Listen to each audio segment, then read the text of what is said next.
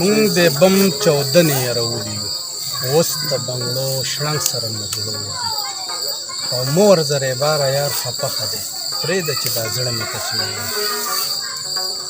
بسم الله الرحمن الرحیم. ملګرو سلامونه، نیکې هیلې احترامات مو منئ. ستاسو ورور عزمي سبزی یم. څنګه چې تاسو ته پته چې په دې پروګرام کې موږ د ښه شاعرانو پسې ګرځو، د هغوی نه شعرونه ریکارډ کوو، تاسو ته پښتنه مینه ډالۍ کوو. نو نن په دې سلسله کې زموږ سره یو نومور، یو ښه شاعر، د صفت محتاج نه دی، صاحب مانیروال صاحب دی را سره، چې د هغه نه به خواږه خواږه شعرونه ریکارډ کوو، تاسو ته به په پښتنه مینه ډالۍ کوو. نو په پروګرام کې موږ اول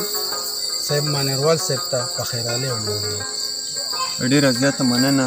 ستاسو عزمي سبزي صاحب چې تاسو کومه ستړې کوئ، دا کومه هڅه کوئ، دغه د ستاینې وړ ده. که زه څومره هم ستاینه وکړمه هغه به کمه وي، څومره هم مننه وکړم هغه به هم کمه وي، ځکه چې په بهر هېوادونو کې زمونږ مسافر ملګري دي، همدغه پښتانه ملګري دي، هغوی غزل، شعر، نظم اوري او سړي له باقاعده ډاډ او داد رالیږي، که هغه د کمنټس په شکل کې، که هغه د لایکس په شکل کې. د بده مرغه هم دغه خلک چې کلي ته راشي نو بیا یې کار ومومي، خو بیا هم دغه پروګرامونه ډېر کم ګوري، دلته هم خلک ګوري. او دغه زمونږ د خوشقسمتۍ خبره ده چې دا ځوان کم کول دی، دا هلکان چې کوم دي، دغه تعلیم یافته هلکان چې کوم دي، کوم چې د 10م نه د یونیورسټو پورې دي، نو هغوی پښتو اوري، او بل چې تا ته کمنټس هم کوي نو هغه هم په پښتو کې کوي. نو زه وایم چې دا پښتو هم د دې سوشل میډیا سره ترقي کړې ده. ټیک ته چې زمونږ په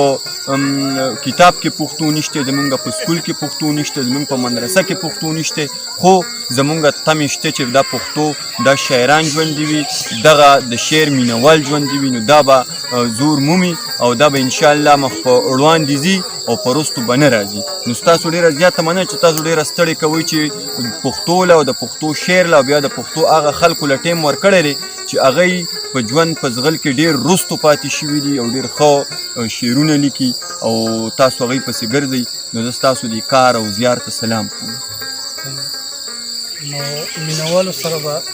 خواږه شعرونه شریک کړي. ولې نه، دغه ما کې یو مسله ده چې زه شعر ولیکم، زما شعر خو بخیر دومره معیاري یوم نه، تاسو سره په دې پیج کې ډېر د کمال او ډېر د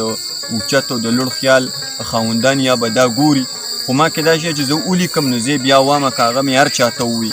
نو دغه تازه شعرونه دي، که غلطي پکې بخښنه غواړم، لنډ بخر شعرونه دي چې احساس ته په خصوصي توګه باندې ډالۍ وي چې په سر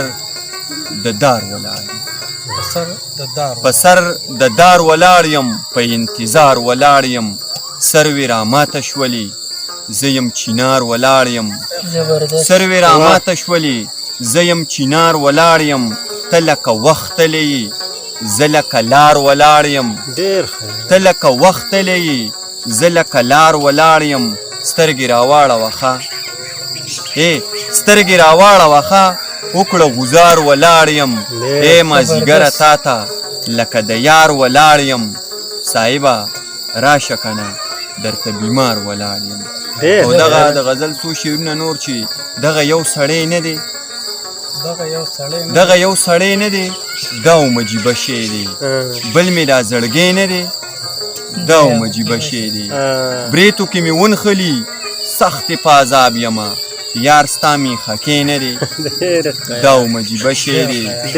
پلار جدا د زویه کی، رور جدا د خوره کی، پوله او پټې نه دی، دا مجیبه شی دی، پلار جدا د زویه کی، رور جدا د خوره کی، پوله او پټې نه دی، دا مجیبه شی دی، اوس کومه بې خوده شم اله مې قرار راشي، بې یار ماښامې نه دی، دا مجیبه شی دی، او خر وي د هیڅ شي نه وي جانوم شي جانانوم شي، خر وي د هیڅ شي نه وي جانوم شي جانانوم شي، یاره دا تندی نه دی، دا مجیبه شی دی. او دغه شعر پکې ټولو ګونیروالو ته ډالۍ چې نوي خو چې درشمه ګوره را پیدا بشي، نوي خو چې درشمه ګوره را پیدا بشي، ستا د کوڅې سپی نه دی، دا مجیبه شی دی، نوي خو چې درشمه ګوره را پیدا بشي، ستا د کوڅې سپی نه دی، دا مجیبه شی دی، ما او تا ته نه ګوري بس خو شرارت کوي، ستا د لاس بنګړی نه دی، دا مجیبه شی دی سای پکې ډوبه ده مړ به شي صاحب پکې خار او بل پردی نه دی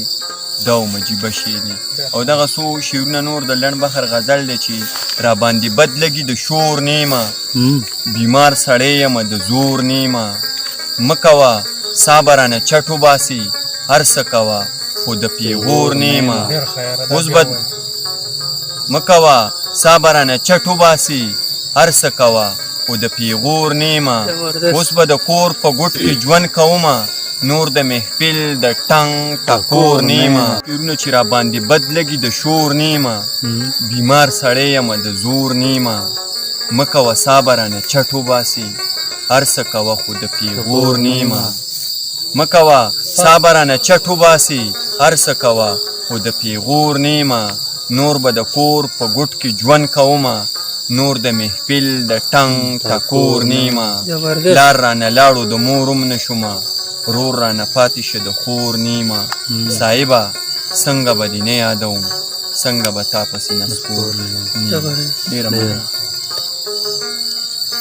ملګرو دا و زموږ سره صاحب مانیوال صاحب چې موږ ترې خواږه خواږه شعرونه واورېدو تاسو به مو اورېدلي خوندونه به مو ترې اخیستي نو اجازت راکړئ د الله په امان ستاسو روغ او زموږ صاحب چې چاته یې خوشحاله اوسئ د الله په امان وسلام